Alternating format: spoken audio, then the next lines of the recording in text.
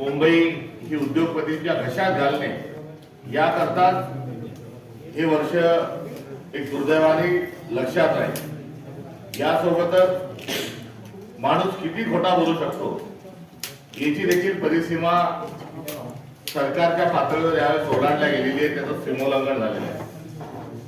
निवडणुकीत दिलेल्या आश्वासनापैकी एकही आश्वासन त्यांनी पूर्ण केले नाही आणि एवढंच नाही तर आपल्या महाराष्ट्राचा स्वाभिमान हा दिल्लेश्वरांकडे गहाण हा देवेंद्र फडणवीसांनी ठेवलेला आहे।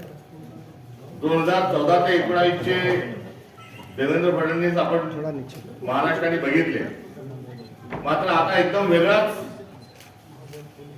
एक व्यक्तिमत्व त्या ठिकाणी बसलेलं आढळून येतं, ज्यांना काही महाराष्ट्राच्या विकासासाठी योगदान देण्याची त्याची तयारी नाही, कुठल्याही प्रकारची सभ्यता लोकशाहीचे संकेत पाळण्याची त्याची तयारी नाही।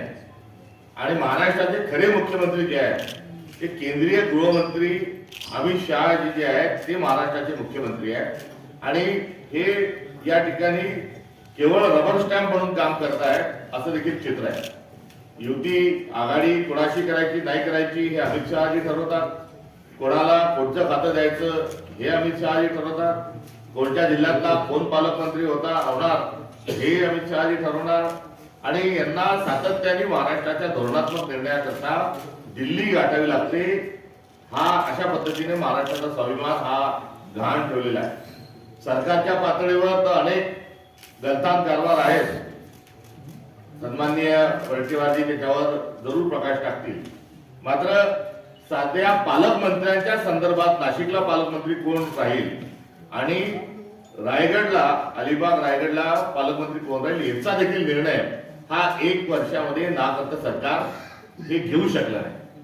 त्यामुळे यांचं योगदान काय, एका वर्षामध्ये काय यांनी दिलं तर यांनी जे शब्द दिले, नवीन व्हॉकॅब्युलरी जी दिली त्या शब्दांमध्ये आका नावाचा एक शब्द हा महाराष्ट्राला त्यांनी बहाल केलाय, खोक्या नावाचा एक शब्द बहाल केलाय, कोयता गँग, रेती गँग यासारखी शब्दावली या देवेंद्र फडणवीसांनी महाराष्ट्राला बहाल केलेली आहे। सोबतच पुण्याला झालेल्या बलात्कारात गृहराज्यमंत्री म्हणतात की ती पीडित महिला जी आहे ती जर ओरडली असती, किंचाळली असती तर बलात्कार झाला नसता। केंद्रीय राज्यमंत्र्यांच्या परिवारातील मुलीला छेडछाड पोलिसांच्या समोर होते, कारवाई होत नाही म्हणून सदर मंत्र्यांना पोलीस स्टेशनमध्ये जाऊन धरणे द्यावे लागतात। एवढंच नाही तर गृहराज्यमंत्र्यांच्या आईच्या नावावर बार जातो तिथे बारबाला पकडला जातात, हे देखील महाराष्ट्राला बघावं लागतं। विधानसभेच्या सभागृहाच्या चर्चा जी आहे ती चर्चा होऊ न देता त्या ठिकाणी पत्त्याचे डाव आणि रमी खेळला जाते, हे देखील या महाराष्ट्राला दुर्दैवाने बघायला मिळालं। सत्ताधारी आणि विरोधक यामध्ये जे चर्चेचं जे एकंदरीत वातावरण असलं पाहिजे तिथेही गुंडागर्दी त्यांनी निर्माण केलेली आहे। त्यामुळे या एका वर्षात संतोष देशमुख, संपदा मुंडे अशा स्वरूपाचे हत्याकांड या महाराष्ट्रामध्ये समोर आलेले आहेत। त्यामुळे हे महाराष्ट्राच्या इतिहासातलं सर्वात लाचार सरकार आहे आणि ह्या 1 वर्षाचा काळापुरता अशा स्वरूपाचा देवेंद्र फडणवीसांचा एकंदरीत कार्यकाळ राहिलेला आहे। सत्तेसाठी एकत्र आलेले एक गडबोळ आहे, यांना पुरोगामित्वासाठी, संविधानाशी, महाराष्ट्र धर्माशी, महाराष्ट्रातल्या सभ्यतेशी काहीही देणं घेणं नाही आणि यासोबत राजधर्म नावाचा जो धर्म आहे तो देखील धर्म यांना निभावता येत नाही। स्वरूपाचं हे एक सरकार आहे, हे गँग ऑफ ट्रिपल इंजिन सरकार आहे आणि यामधली जी धुसफूस आहे, यामधलं जे टोळी युद्ध जे आहे हे दुर्दैवाने महाराष्ट्राला रोज बघायला मिळत आहे। त्यामुळे महाराष्ट्रातल्या एकंदरीत शिवशाहू फुले आंबेडकरांचा जो महाराष्ट्र आपण म्हणतो त्यामधलं हे आतापर्यंतचं सर्वात बेशरम आणि लाचार सरकार आहे, हे दुःखद अंतःकरणाने या ठिकाणी आम्हाला आपल्या सगळ्यांसमोर या माहितीसह विषद करावं असं वाटतं। मात्र पुढचं वर्ष जे आहे हे वर्ष तरी त्यांनी दिलेले सर्व आश्वासनं पूर्ण करावे, मग ते जातींना दिलेल्या आरक्षणाच्या संदर्भात ते आरक्षण असतील ती त्यांनी पूर्ण करावे, निवडणुकीच्या तोंडावर दिलेले जे आश्वासन असतील ती त्यांनी पूर्ण करावे। एकीकडे बौद्धिक दिवाळखोरीकडे आणि दुसरीकडे मानसिक दिवाळखोरीकडे महाराष्ट्र जे येऊन जात आहे यातून सावरण्याची आवश्यकता आहे ही चिंता देखील आम्ही व्यक्त करतो। आणि ट्रिपल इंजिन आणि देशाच्या पंतप्रधानांचा जप नाममाळा जप ते करत असतात त्यांच्याकडून विशेष पॅकेज घेऊन या आणि त्यातून महाराष्ट्राची दिवाळखोरी तर थांबवा, मात्र पगार देण्याकरता आपल्याला पैसे नाही, एवढी जी बदनामी महाराष्ट्राची होते त्याकरता केंद्र सरकारकडून यांना पॅकेज आणण्याची आवश्यकता असेल ती आणावी. मात्र बिघडलेलं प्रशासनाचं अर्थव्यवस्थेचं जे गाड आहे ते दुरुस्त करण्याचं मोठं आव्हान त्यांच्या समोर या ठिकाणी आहे. एवढं निवेदन आपल्या समोर करतो. सत्य शेवटी पुढच्या एका वर्षासाठी देवेंद्र फडणवीसांना मी शुभेच्छा देतो. मागच्या वर्षभरामध्ये आपली तुलना ही औरंगजेब क्रूर असल्यामुळे आणि औरंगजेबाचा जसा कार्यकाळ क्रूर होता तशी आपली तुलना ही औरंगजेबाच्या क्रूर कारकिर्दीशी आम्हाला करावी लागली होती. ज्या पद्धतीने थंड डोक्याने महात्मा गांधींचा खून हा नथुराम गोडसेने केला होता, कोल्ड ब्लडेड मर्डर जसा त्याचा उल्लेख आहे, तीच मोटर ऑपरेटिव्ह देवेंद्र फडणवीसांची आहे. ही देखील तुलना कुठेतरी देवेंद्र फडणवीसांची आम्हाला एक करावी लागली होती. आणि एवढंच नाही तर ते महाराष्ट्राचे मुख्यमंत्री आहे, आम्ही विरोधी पक्षाचे आहोत, त्यांच्या दलाला आम्ही कधी मतदान केलं नाही, करणार नाही, मात्र ते आमचे मुख्यमंत्री आहे. आणि अशा मुख्यमंत्र्यांसंदर्भात आम्हाला काय म्हणावं लागतं, त्यांना दरिंदा म्हणावं लागतं, कारण ते तसे वागतात. त्यांना जल्लाद म्हणावं लागतं, कारण ते लोकशाहीच्या सर्व मूल्यांना फाशी देत आहेत. आणि विसरायची तर एवढी त्यांना सवय लागली आहे की त्यांना गजनी देखील म्हणावं लागतंय. हे दुःख आहे. या सर्व शब्दानुरूप त्यांनी वागू नये आणि महाराष्ट्राचा जाज्वल्य स्वरूपाचा अभिमान आणि संस्कृती बाळगून पुढच्या वर्षीचा त्यांचं कारकीर्द संपन्न व्हावी ही शुभेच्छा देखील या निमित्तानं आम्ही त्यांना देत आहोत.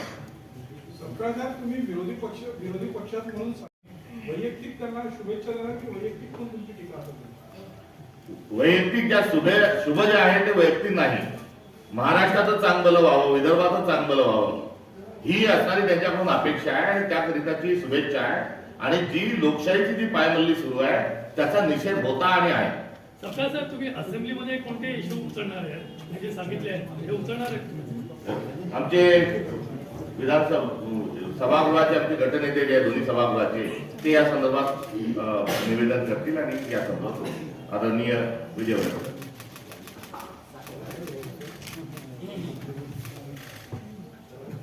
सरकारच्या वर्षपूर्तीच्या संदर्भात बरीच काही चर्चा आता या ठिकाणी महाराष्ट्रात होताना दिसते. लाडक्या बहिणीपासून सुरू झालेली सरकारची सुरुवात लाडक्या कंत्राटदारापर्यंत येऊन पोहोचली. महाराष्ट्रामध्ये 5 कंत्राटदारांना विदाऊट कॉम्पिटिशननी 1,67,000 कोटीची कामं या लाडक्या कंत्राटदारांना विविध विभागाची दिली गेली.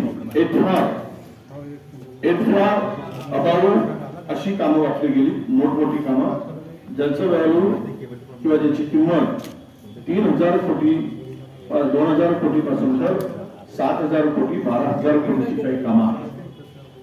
यांनी महाराष्ट्राचं वाटोळं करत असताना कंत्राटदारांचं चांगलं केलं. सामाजिक या राज्याची जी घडी होती ती संपूर्ण विस्फोटून टाकण्याचं काम केलं. खर तर अनेक गोष्टींचा उल्लेख माननीय प्रदेशाध्यक्ष महोदयांनी केलेला. पण मी तुम्हाला एक सांगतो की महाराष्ट्रामध्ये असे कोणते दिवे लागले की वर्षभराची यांची झालेली कारकीर्द राहिली. एक, महाराष्ट्राच्या दररोज 2-3 शेतकऱ्यांच्या आत्महत्या होत आहेत. महाराष्ट्रामधल्या शेतकरी कर्जमुक्तीसाठी टाळ होतोय. महाराष्ट्रावर प्रचंड मोठं शेतकऱ्यावर संकट आलं अतिवृष्टीमुळे. अद्यापही केंद्र सरकारकडे मदतीचा प्रस्ताव म्हणजे निवडणुकीच्या कार्यक्रमात किंवा निवडणुकीच्या व्यस्ततेमध्ये शेतकऱ्यांच्याकडे पूर्णतः दुर्लक्ष केलं. आणि केंद्रीय कृषी मंत्री यांनी स्पष्टपणे त्या ठिकाणी सांगितलं की अजून राज्याकडून प्रस्तावच आला नाही. आणि राज्य सरकारचे मंत्री सांगतायत की आम्ही प्रस्ताव पाठवला. म्हणजे एक तर ते खोटं बोलत आहेत किंवा हे खोटं बोलत आहेत. आमच्या झाडीपट्टीतल्या भाषेत असं म्हणतात, जो खोटं बोलत असेल त्यांच्या तोंडात किडे पडतील. तर दुसरा शब्द आमच्याकडे झाडीपट्टीतल्या भाषेत नाही. कोणीतरी यातला खोटं बोलत आहे मग त्याचे दिसावे अशी शेतकऱ्यांची अपेक्षा. मी काही शेतकऱ्यांची बोलल्यानंतर एवढी फसवणूक या ठिकाणी झाली. रोज बलात्कारांच्या संदर्भात आपण बघताय, महिलावर अत्याचाराच्या संदर्भात कोळ्या बालिकेवर रोज अत्याचार होत असताना यांचे ना कोणी चितड बोलत, ना कोणी वाघ बोलत, ना कोणी कोले बोलत, ना कोणी लांगे बोलत, कोणीच बोलत नाही. हे सगळ्यांची तोंडं भलत्याच दिशेने चालले. काही करंटे आणि काही पोट्टे पोचले हिंदू मुस्लिम मंदिर मस्जिद करायसाठी. हे करंटे पोट्टे 4-5 जण आहेत आणि यांना हाच काम दिला. यांनी महाराष्ट्राचं भलं करत असताना या सरकारने, मुख्यमंत्र्यांनी काही डिपार्टमेंट वाटून दिले या करंट्यांच्याकडे. हे करंटे महाराष्ट्राचं वाटोळ करायला निघाले. त्यामध्ये मग हे सांगतात हिंदू मुस्लिम मंदिर मस्जिद, कधी काहीतरी 2 धर्मामध्ये भांडणं लावायचं काम. आता एका करंट्याचं स्टेटमेंट तुम्ही पाहिलं की तपोवनातील झाडं तोडण्यासाठी, तोडू नये म्हणून काही समाजसेवी संघटना आल्यानंतर त्यांनी त्याला बकरी ईद मध्येच कापणाऱ्या बकऱ्याचा संबंध दिला. अरे झाडं हे पर्यावरणाचं रक्षण करतात, बकरे करत नाही. उद्या तिकडे तुम्ही बकऱ्याचा आणि याचा संबंध आणून कोण बकरा हे त्यांनी दाखवून दिलं. यातला बकरा कोण हे दाखवलं. अशी काही विचित्र माणसं त्यांनी पोसून त्यांनी त्याच्या पेरोलवर ठेवली की काय. मला असं वाटतं की काही मुद्दाम करून ठेवली की विषय डायव्हर्ट करायचा. बघा हे कुठल्या आम्ही धार्मिक भावनेला कोणाचाच विरोध असण्याचं कारण नाही. मी काँग्रेसने तर कधीच केलेला नाही. परंतु पर्यावरणाचा ऱ्हास होत असताना काही सामाजिक संघटना पुढे येऊन जर पुढाकार घेत असतील आणि त्यांना ते जातीय किंवा धार्मिक रंग देण्याचा, स्वरूप देण्याचा प्रयत्न होत असेल ते महाराष्ट्राचं दुर्दैव आहे असं मी मानतो. आणि त्याही पलीकडे जाऊन गुंडांची तर एकदम चांगले दिवस आले. महाराष्ट्रात गुंडांना इतके चांगले दिवस आतापर्यंत कधीच आले नाही. महाराष्ट्राच्या इतिहासात गुंड एवढे खुश आहेत की तो रोज अगरबत्ती लावत असतील की आम्हाला असंच महायुतीचं देवेंद्र फडणवीसांच्या नेतृत्वाखाली सरकार महाराष्ट्रात वारंवार येऊ दे, म्हणजे आम्हाला मंत्रालयात शिल्पी काढता येईल, आम्हाला कोणाचाही खून करता येईल. आणि कारण आमच्यावर कोणीच दबाव टाकू शकत नाही, आम्हाला कोणी बोलणार नाही, त्यामुळे ते खूप खुश आहे. आणि त्यामुळं तो या राज्यामध्ये मला वाटतं की गुन्ह्यांचं राज्य असल्यासारखी परिस्थिती आली. आणि वाचाळवीर तर एवढे तयार केलेत राज्यामध्ये की त्याची काही किंमतीच नाही. कोण म्हणतो देवा भाऊ आमच्या पाठीमागे, कापून काढल्याशिवाय राहणार नाही. म्हणजे हा याच्या बर्थडेचा केक असल्यासारखाच बोलतो तो. तुझ्या काय पुढे ठेवला हा बर्थडेचा केक आहे, बर्थडे, मी केक कापल्याशिवाय राहणार नाही. अरे काय लोक आणून ठेवले तिथे, कशाच्या भरोशावर कसला कारभार राज्याचा चाललेला आहे. हे राज्य शेतकरी आत्महत्या थांबवू. देवेंद्रजी मला हे सांगा, महाराष्ट्रात विदर्भातून सर्वाधिक विद्यार्थ्यांचं, बेरोजगारांचं पलायन रोजगाराच्या शोधात पुणे, मुंबई, बेंगलोर आणि हैदराबाद होत आहे. जरा सर्वे करून घ्या. तुम्हाला जर विदर्भ या ग्रामीण मधील 10 गावं फिरून याल, प्रत्येक गावातील 2-4 तरुण तुम्हाला तिकडे गेलेले दिसतील, पुण्यात गेलेले दिसतील रोजगाराच्या संधीसाठी, मुंबईत गेलेले दिसतील, हैदराबाद गेलेले दिसतील, बेंगलोरमध्ये गेलेले दिसतील, चेन्नईमध्ये गेलेले दिसतील. म्हणजे रोजगारासाठी विदर्भामध्ये अजिबात स्कोप ठेवला नाही. मग सत्ता कोणाच्या कामाची? विदर्भातील जर पूर्ण वर्चस्व, कंट्रोल आणि विदर्भाचे मुख्यमंत्री असून विदर्भाच्या तरुणांना रोजगारासाठी बाहेर परप्रांतात जावं लागत असेल किंवा दुसऱ्या ठिकाणी विदर्भाच्या बाहेर जावं लागत असेल तर हे अपयश कोणाचं आहे हा सुद्धा विचार जनता करत आहे. राहिला धार्मिक विचार, त्या संदर्भातलं तुम्हा सगळ्यांच्या पुढे मी मांडलेलं आहे. हे अपयशी सरकार, या सरकारची कामगिरी शून्य आहे. मला कोणीतरी एक सर्वे रिपोर्ट सांगितला, अरे बाबा ज्या हेडमास्टरचा पोरगा परीक्षा देतो आणि त्याला गुण जर कमी पडले आणि पेपर तपासणीचं काम हेडमास्टरकडेच आहे तर त्याचे गुण वाढवून देणार नाही, किंवा जे परीक्षाच दिले नाही तर त्याच्या संदर्भात किती टक्केवारी द्यायची? जो परीक्षेसाठी घाबरतो आहे तर अशांना टक्के काय द्यायचे पास करायचं परीक्षा न देता? ही सरकारची अशी कामगिरी आहे. म्हणून एकूणच पाहिल्यानंतर इथे कोण सुरक्षित आहे इथून सुरुवात होते. शेतकरी नाही, बेरोजगार नाही, कंत्राटदार नाही, मुलं नाही, आपली महिला नाही, आमच्या छोट्या छोट्या बालिका सुरक्षित नाही. आणि महाराष्ट्रामध्ये भ्रष्टाचाराने तर कळस घातला. खुलेआम जमिनीची लूट चालली आहे. मंत्री संत्री चेले चपाटे महाराष्ट्रातल्या जमिनी लुटून खात आहेत. लुटून कमडी कवडी मोल दराने दमडी मोल दराने लुटलं जात आहे आणि सगळ्यांचा यामध्ये सहभाग. अदानी सारख्या मोठ्या माणसाला तर मुंबई दिलीच. माझ्याकडे मी अधिकृतरित्या सांगतोय, ज्या जमिनीचं मार्केट व्हॅल्यू जर काढलंय अदानींना दिलेल्या तर 10 लाख कोटीच होईल. 10 लाख कोटीच उद्या जर मार्केट व्हॅल्यू जर काढला तर.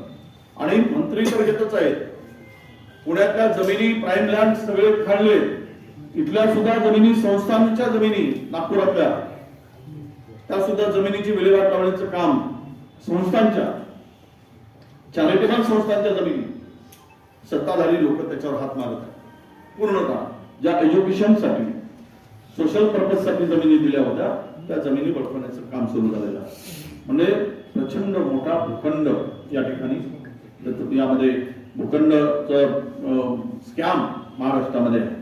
आणि शेवटचं सांगतो आपल्याला की कंत्राटमध्ये पर्सेंटेज किती असावं. मी पुन्हा सांगतो